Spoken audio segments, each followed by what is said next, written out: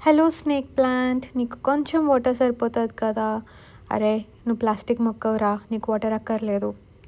So ఇవాళ Saturday కదా, అందుకని పొద్దున్న లేచి నా మొక్కలతో కొద్దిసేపు మాట్లాడుకొని వాటికి వాటర్ వేసేసి నేను కూడా మెడిటేషన్ చేసుకొని కాఫీ చేసుకొని అలా కొద్దిసేపు I was just writing some thoughts down అనమాట. ఇంకా బయటికి వెళ్ళినప్పటికీ నేను రాగానే ఈ బాధలు లేచి నాకు రెస్పెక్ట్ ఇచ్చేస్తున్నాయి. ఓకే ఓకే, గుడ్ మార్నింగ్ అని చెప్పి వాటికి కూడా గ్రీట్ చేసి వర్కౌట్ చేసుకొని ఆ తర్వాత సాటర్డే ఉన్న పనులు ఏముంటాయి అవన్నీ చేసుకొని ఇంకా చదువుకోవడానికి కూర్చున్నాను అనమాట.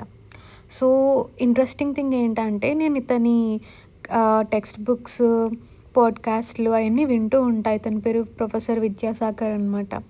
బట్ ఈ బుక్ నేను ఫస్ట్ టైం చదువుతున్నాను.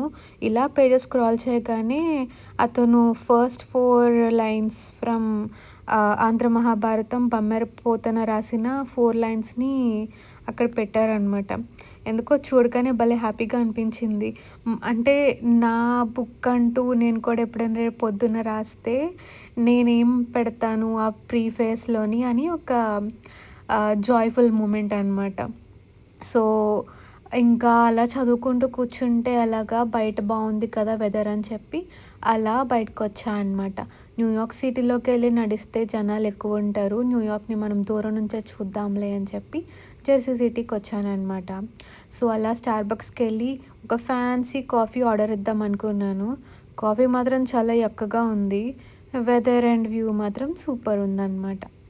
సో అలా వెదర్ ఎంజాయ్ చేసుకుంటూ, ఎందుకంటే రేపు మళ్ళీ స్నో స్టార్మ్ ఆల్మోస్ట్ ఇంకా 2-3 డేస్ వరకు ఇంకా లోపలే ఉండిపోతాము ఆ హెవీ స్నో వల్ల.